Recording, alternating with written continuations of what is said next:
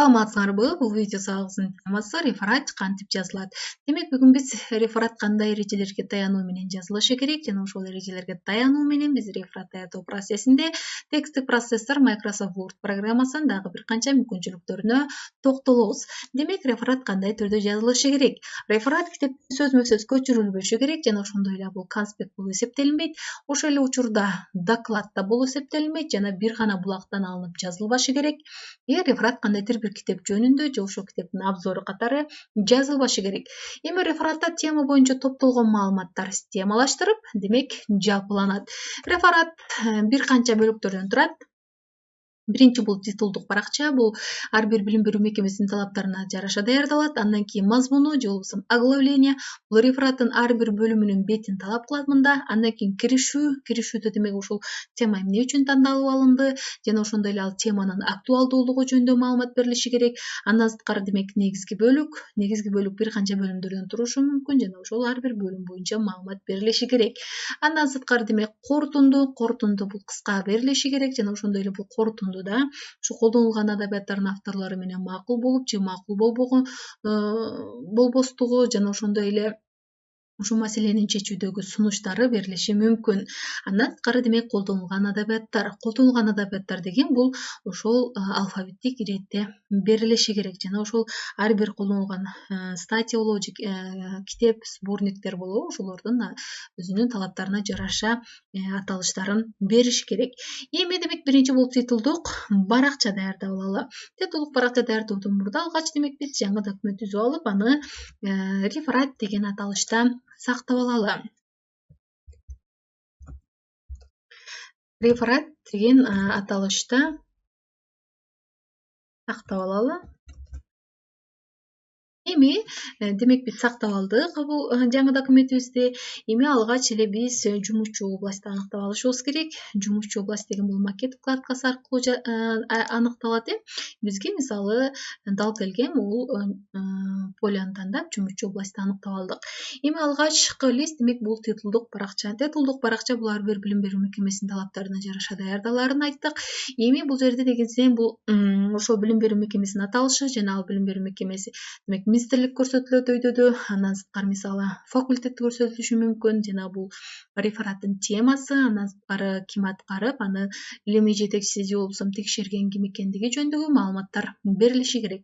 Алгач демек биз бул рамка коюп алалы, граница коюп алалы бул титулдук баракчабызга. Демек керектүү рамканы тандап алып жана ошондой эле ал рамка кайсы барактарга коюлуш керек, ошону аныкташыбыз керек. Бизге мисалы биринчи эле баракка керек, демек ошол вариантты тандап окей деп басабыз. Эми демек өйдөдө бул министрлик көрсөтүлүш керек.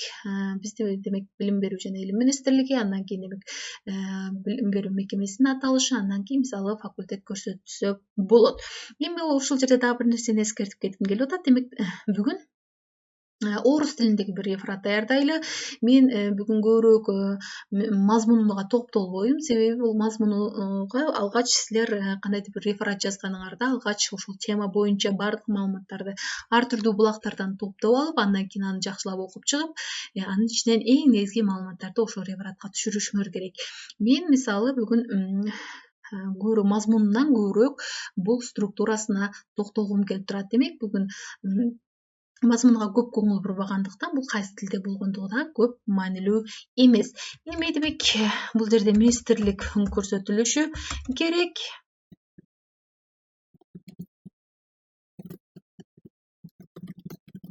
Министрлик көрсөттүк. Демек бул жерде ошол билим берүү мекемесинин аталышы берилиш керек. Мисалы андан сырткары демек бул жерде факультет берилиши мүмкүн. Мисалы медицинский факультет дейли. Медицинский факультет дейли мисалы. Эми демек бул текстти алгач белгилөө жүргүзүп алып, бул форматтап алабыз. Алгач бул абзац боюнча форматтап, андан кийин бул шрифт боюнча стандарттык шрифтке келтиребиз. Демек реферат деген стандарттык шрифтте жазылыш керек. Бул титулдук лист болгон үчүн бир аз размерин 16 пункт кылсак да жарайт. Андан кийин демек Ctrl+B аркылуу бул полужирный шрифтти кабыл алсак да болот. Байкаган болсоңор бул ошол саптардын же болбосо бул катарлардын ортосундагы аралык бир аз чоң болуп атат. Демек интервал, ошол интервалды кичирейтип алабыз. Ал макет вкладкасы аркылуу жүргүзүлөт. Бул жерде после дегенди 0 пунктка түшүрөбүз. Эми демек биз билим берүү мекемесинин атын көрсөттүк. Эми бул жерде реферат деп көрсөтүшүбүз керек. Мисалы реферат деп көрсөтүп, бул жерде баардыгын бул главная вкладкасы аркылуу прописный букваларга же баарын чоң тамга өзгөртөбүз жана бул размерин чоңойтолу тексттин. Мисалы размерин чоңойттук. Эми реферат деп жазып алдык. Эми ал астында ошол рефераттын темасы берилиши керек. Темасын берүү үчүн алгач размерин кичирейтип алабыз. Мисалы бул жерде темасын көрсөтөлүбүз. Эми ошол медицинский факультетке тиешелүү болгон момундай бир тема бул жерде мен тандап алдым. Ошол теманы бул жерге алып келип коебуз. Бизге текст гана керек. Демек параметр вставки дегенде бул текстти гана көчүрөбүз. Бир аз тексттин размерин чоңойтуп алабыз. Демек бизде тема көрсөтүлдү. Эми дагы эмне берилиши керек? Демек ким аткарды? Бул ким даярдады? Ошол студент жөнүндө значит маалымат бул жерде. Мисалы бир фамилияны жазалы. Мисалы андан кийин научный руководитель же болбосо илимий жетекчиси. Мисалы мындай бир фамилия берели. Эми демек бул текстти белгилеп алып, бир аз размерин кичирейтип алабыз алгач, андан кийин бул сол тараптан түздөп, андан кийин отступту чоңойтобуз. Бул жерде демек маалыматтар берилди. Эми бул жерде Ош мисалы 2021 жыл деп бул жерде жылды көрсөтөлү. Эми бир аз отступ бул жерде чоң болуп атат. Демек отступту кичирейтип ортолой түздөп алабыз. Эми алгач бул титулдук листти бетти толук көрүү үчүн масштабты кичирейтип мындай түрдө көрүп алсак болот. Демек бизде даяр болду титулдук листибиз. Эми экинчи эмне жазылышы керек? Демек экинчи бул мазмуну же болбосо ошол мазмунда рефераттын ар бир бөлүмү бетин талап кылат бул жерде оглавление. Биз мазмунду эң акырында даярдайбыз. Себеби мазмун даярдоо үчүн алгач биз текстти киргизип жана ошондой эле ошол тексттин ичиндеги пад ар бир бөлүмдүн бул уровеньдерин же болбосо деңгээлин аныктап чыгышыбыз керек. Алгач демек андан кийин бул киришүү кетет. Алгач бул тестти теманы бул жерге көчүрүп алабыз. Демек бул теманы көчүрүп алалы бул жерге. Жана бир аз размерин кичирейтип 16 алып келели мисалы. Эгерде план түзүп алсаңар дагы жакшы болот. Себеби ошол план боюнча ар бир бөлүмдү ачып кеткенге ориентироваться эткенге жакшы болот. Эми мисалы бул жерде план түзүп алалы. Алгач демек бизде бул жерде ошол даяр реферат экен. Ошол реферат боюнча мисалы структурасын эске алуу менен даярдайлы. Мисалы введение деген биринчи план болсун. Андан кийин экинчи бул демек виды кровотечений. Андан кийин демек бул по направлению тока крови деген. И бул жерде дагы последствия кровотечения бул бөлүктү алалы. Эми керексиз текстти өчүрүп бул жерде редакторлоо жүргүзөбүз. Бул жерде использование литературы берилиши керек. Эми алгач тексттин баарын белгилеп, бир стандарттык шрифтке келтирип, жана ошондой эле размеринде бирдей кылып бул полушарный шрифтти алсалабыз.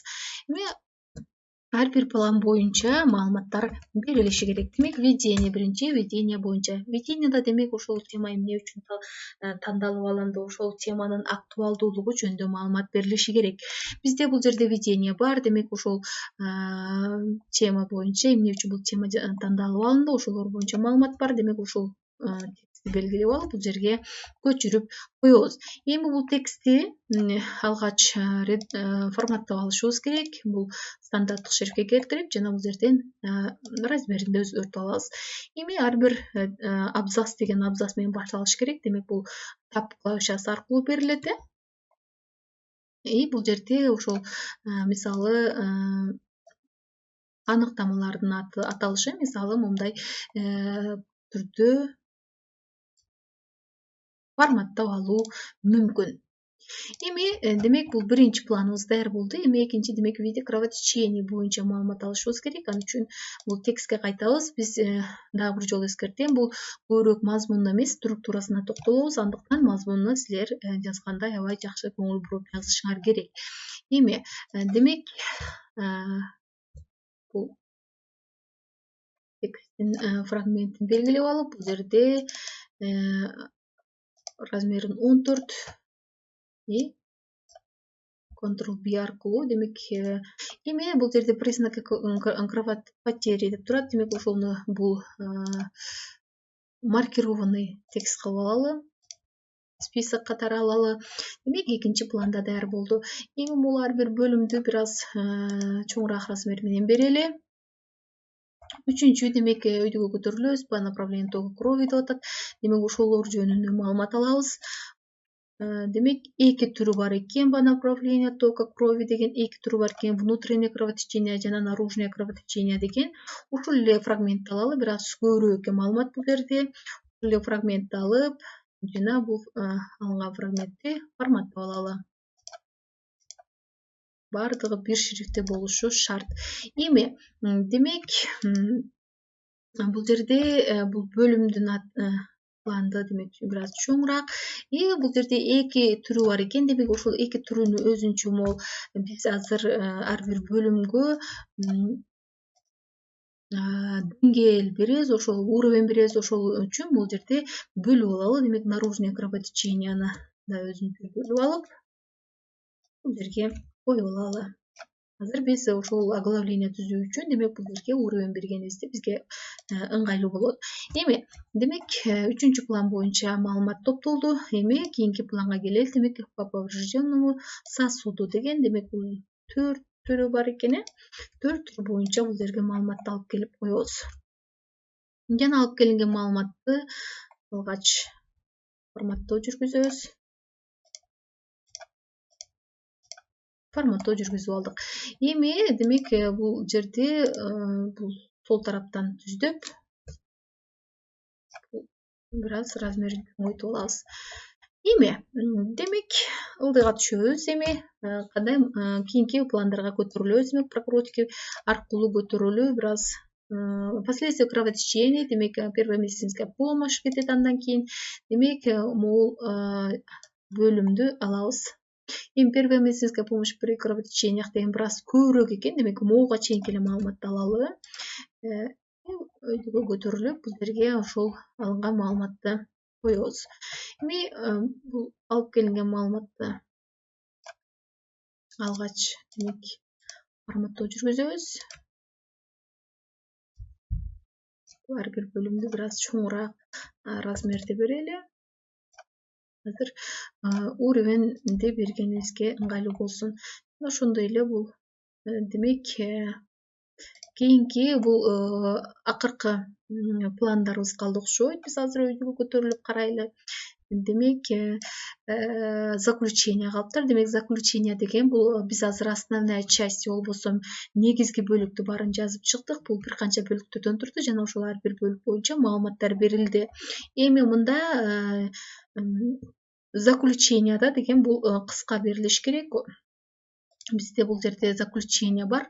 Заключенияда деген демек ошол маалыматтарды алган булактардын авторлору менен макулдугу же макул эместиги жана ошондой эле бул маселени чечүүдөгү сунуштары жөнүндө маалыматтар берилиши керек. Демек алгач заключение бул корутундуну жазганыңарда дагы аябай көңүл бурушуңар керек. Эгерде өзүңөр жазсаңар, демек тема боюнча, маселени чечилиши боюнча маалыматтарды, сунуштарыңарды билдирсеңер болот. Демек бул жерде заключение берилди. Эми бизде калды колдонулган адабияттардын тизмеги. Колдонулган адабияттардын тизмеги мүмкүн болушунча жаңы баракка койсок дагы жакшы болот. Биз жаңы баракка түштүк. Эми мисалы байкаган болсоңор, бул колдонулган адабияттардын тизмеги, демек бул алфавиттик иретте берилип атат. Бул Б, Г, П болуп, жана ошондой эле биринчи демек автору берилип, андан кийин демек бул ошол канчанчы жылдары берилгендиги, жазылгандыгы бул жерде баары көрсөтүлүш керек. Канчанчы беттерден алынды жана кайсы сайттардан алынды, бул жерде электрондук сайттардын адрестери да берилди. Эми демек мисалы ушул ал үчүн силер мисалы кайсы литературадан, кайсы адабияттардан, булактардан алдыңар, ошолорду көрсөтүшүңөр керек. Мен мисалы учурда болгону ошол структурасына көбүрөөк маани берген үчүн бул ичиндеги мазмунга көбүрөөк токтолгон жокмун. Эми демек список литература дагы аныкталды. Эми демек бизде даяр болгону бизде азыр оглавление калды, же болбосо мазмуну калды. Мазмуну даярдоо үчүн алгач биз ошол барактарга номер коюп алышыбыз керек. Номерди демек бул вставка вкладкасы аркылуу жүргүзүлөт. Бул жерде номер страницы деп турат, и внизу страницы, вверху страница, бул ар түрдүү тартипте ар түрдүү коюп алсак болот. Мисалы внизу страницы бизге алып келип атат. Ошол мисалы моундай вариантын тандап алалы. Эми демек бизге ар бир страницага номер коюлду, бирок бизге деген биринчи баракыбыз деген титулдук лист болгон үчүн ошол титулдук листке деген номер страница коюлбаш керек. Ал үчүн байкаган болсоңор, демек номер страницасын койгондо деген бул жерде работа с колонтитул эме деген жаңы вкладка ачылды. Бул жерде байкаган болсоңор верхний колонтитул, нижний колонтитул деп бул жерде моундай бир бөлүк пайда болду. Демек биз бул жердеги номерди жок кылуу үчүн болгону бул конструктор вкладкасына кирип, бул особый колонтитул для первой страницы деген бул жерге птичка коюп коебуз. Бул птичка койгонубузда демек ошол биринчи страницадагы номер страница алынып салынып, кийинки барактан бул экинчи барактан деп уланып кетти. Эми демек биз кадимки режимге кайтуу үчүн, же болбосо обычный режимге кайтуу үчүн бул эки жолу мышканын сол жагын басуу керек. Бул обычный режимге кайттык. Эми оглавление түзүү үчүн дагы эмне кылуубуз керек? Демек ошол ар бир бөлүмгө уровеньдерди берип чыгышыбыз керек. Ал үчүн демек введение деген планды алалы. Алгач демек план деген текстти белгилеп алып, бул ссылки вкладкасына кирип, андан сырткары бул добавить текст деген бөлүмгө кирип, бул жерден уровеньди беришибиз керек. Мисалы биринчи уровень. Байкаган болсоңор, сразу бул жерде цвети да өзгөрдү. Бул жерде введенияга дагы бул биринчи уровень болсун. Андан кийин демек виды кровотечений ар бир бөлүмгө демек биринчи уровень, по направлению тока крови демек биринчи уровень, ал эми внутреннее кровотечение деген бул экинчи уровень. Себеби дегенде бул ошо по направлению тока крови боюнча ошонун ичиндеги биринчи түрү болуп атат. Эми наружное кровотечение дагы бул экинчи уровень болсун. По повреждению сосуда демек биринчи уровень, ал эми капиллярное уже бул экинчи уровень. Мисалы бул бир аз форматтап кетишибиз керек. Бул жерде демек экинчи уровень. Реальная демек бул дагы экинчи уровень. Бул жерде экинчи уровень бул дагы ал эми последствия кровотечения, бул жерде бул биринчи уровень. Жана бул жерде бир аз чоң аралык калтырылып, аралыкты алып салдык. Демек бул жерде дагы биринчи уровень. Андан сырткары демек заключение дагы бул биринчи уровень. Андан сырткары эми бул жерде список литература калды. Список литература бул дагы биринчи уровень катары көрсөтөбүз. Эми уровендердин берип чыктык. Эми биз оглавленияны түзсөк болот, же болбосо мазмуну түзсөк болот. Оглавление демек бул титулдук листтен кийин, ал эми бул тема жазылган листтин өйдөсүндө, могул эки листтин ортосунда болуш керек. Аны үчүн демек бул теманын астына курсорду алып келип, бул биринчи ошол тексттин астына курсорду алып келип, бул жерде демек вставка вкладкасына кирип, страница, пустая страница коюп алабыз.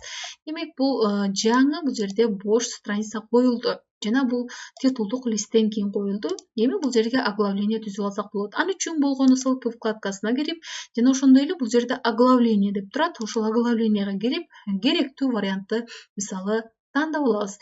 Бул жерде мисалы экинчи вариантты тандап алалы. Байкаган болсоңор, бул автоматтык түрдө момундай оглавление түзүп берет. Себеби биз номер страницаларды бердик жана ошондой эле ар бир ошол бөлүмдөргө уровеньдерди берип чыктык. Андан кийин бул оглавление автоматтык түрдө өзү мындай түзүлөт. Эми бул жерде дагы форматтоо жүргүзүү мүмкүн. Бул стандарттык шрифтке келтирип, мисалы 14 размерине келтирели. Байкаган болсоңор, азыр бул оглавленияны бир аз чоң кылып, мисалы мындай түрдө өзгөртүп алуу мүмкүн. Бул биринчи уровень берилгендер, демек мындай бир катардагы, ал эми экинчи уровеньдер бир аз ичине кирип мындай түрдө берилди. Ар бир бөлүмдүн өзүнүн барак бети көрсөтүлдү. Эми кандай түрдө көрүндү, жалпы ошол рефератыбыздын көрүнүшүн көрөлү. Ал үчүн бул вид вкладкасына киребиз жана ошондой эле по вертикаль деп турат, по горизонталь дегенди басабыз. Демек бизге мындай түрдө көрүнөт. Эми бизде биринчи титулдук лист болушу керек болчу. Бар бизде, андан кийин оглавление болушу керек болчу. Оглавление да даяр. Андан кийин демек бул тема кетип, бул жерде биз план түзүп алдык, жана ар бир план боюнча маалыматтар берилди. Мисалы, алгач введение берилиши керек болчу, введение берилди. Андан кийин ошол основная часть, же болбосо негизги бөлүгү, бир канча бөлүмдөрдөн турду бизде. Ошол бөлүмдөр боюнча маалыматтар берилди, мисалы.